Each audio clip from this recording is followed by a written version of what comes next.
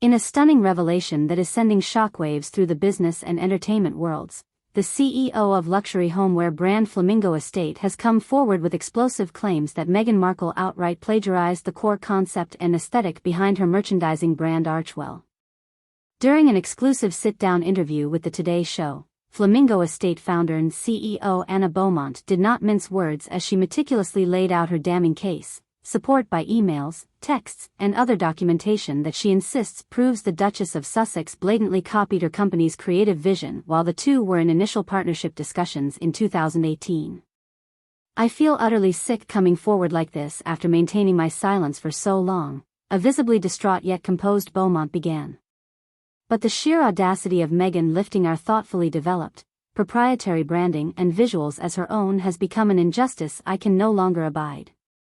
The CEO then flashed a glossy exhibition catalog from 2017 on camera, one displaying a stunning array of Flamingo Estate's elegant, flamingo-branded home goods and decor pieces in their warm, signature pink and tropical floral aesthetics.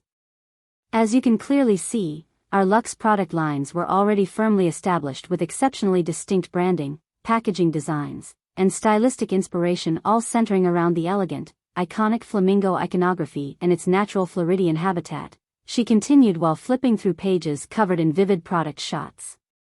And then in late 2018, one of Meghan Markle's representatives reached out expressing the Duchess's deep interest in potentially collaborating together on some exclusive capsule collections to be branded under the Flamingo Estate name. Emails were then displayed showing the correspondence between Beaumont and the Duchess's business team exploring how to potentially incorporate Meghan into Flamingo's branding and product development process. There were discussions about bringing her on as an ambassador of sorts for the company's brand. Everything was moving ahead as you'd expect with normal partnership negotiations at first, Beaumont solemnly recalled.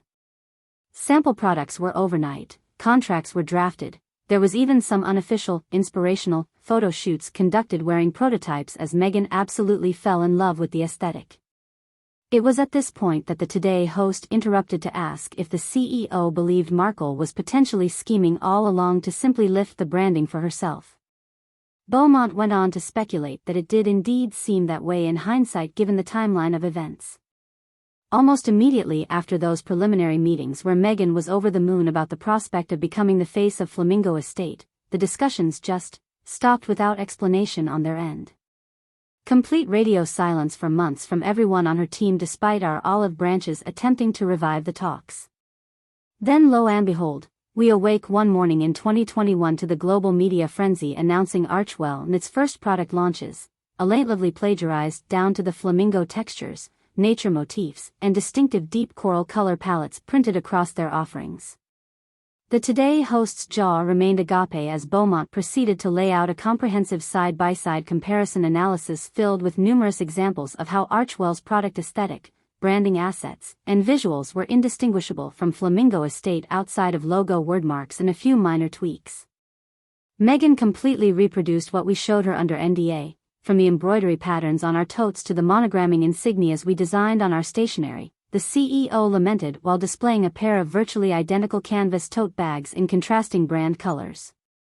"We had spent years developing enduring brand equity around our luxe Florida-inspired flamingo iconography, and it was wholesale hijacked as some performative Archie's Adventures product cluster."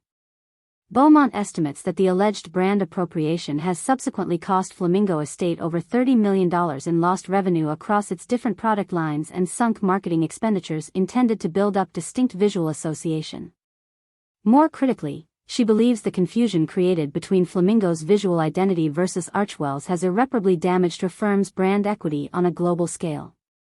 "How can we promote our new flamingo collections with confidence when so many consumers now instantly conflate anything with a flamingo on it to Meghan Markle's embryonic merchandise empire? We've spent the better part of 15 years cultivating our brand's refined, whimsical identity before she swooped in and culturally appropriated it as some performative lark. The damage is utterly crippling and calculable." While Beaumont was initially reluctant to take legal action for fear of the personal and public backlash, she now claims Flamingo Estate is preparing to file an unfair competition and trade dress infringement lawsuit against the Sussex's media empire in the coming weeks. She hopes the litigation will at least compel a rebranding and permanent injunction against Archwell's current slate of products containing derivatives of their proprietary designs and aesthetics. Of course, it's obvious to anyone with 2 eyes that Meghan shamelessly ripped us off down to the most granular details, Beaumont growled. But moving ahead with legal action was not something I ever envisioned having to do. One simply assumes individuals at that level of celebrity are guided by basic ethical conduct and principles around creative ownership. I naively thought she would extend us the dignity of an apology or attempt to make things right behind the scenes. Instead, we've been met with total indifference at best and arrogant gaslighting at worst. The CEO also referenced Archwell's recent marketing stunts involving live flamingos and other flamingo-focused gimmicks as a slap across the face that prompted her decision to finally expose the brand plagiarism publicly.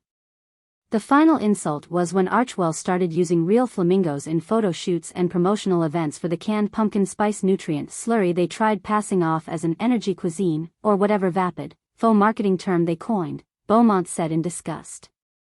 I knew we had to fight this cultural appropriation and brand theft head-on, no more enduring it demurely while our proprietary trademarks are so gleefully exploited.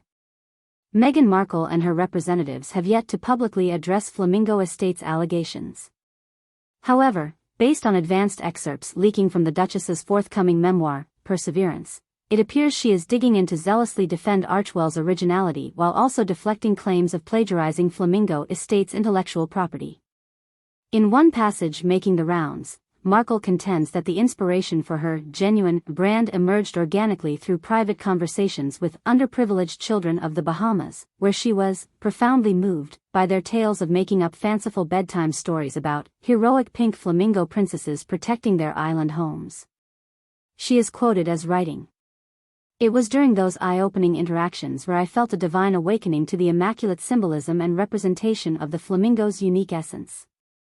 Its stunning radiance demanding elegance and repose, its staunchly vanguard yet tender fierceness in standing up for those without a voice, its instinctual harmony and synchronicity with nature's most delicately balanced ecosystems. Here before me was more than just an iconic bird species, it was a living metaphor for the most noble and universal humanitarian ideals we humans must strive for. The flamingo became a crystallization of my centuries-delayed destiny to help breathe new justice and equality into this world by reclaiming and then amplifying its ancestral truth." The Duchess's account goes on to describe in flowery, overdramatic detail her painstaking efforts bringing flamingo literalism into Archwell's mission alongside expected buzzwords of empowerment, philanthropy, and advocacy. She adamantly denies any unethical appropriation from other entities and vows to vigorously defend the integrity of her company's proprietary designs.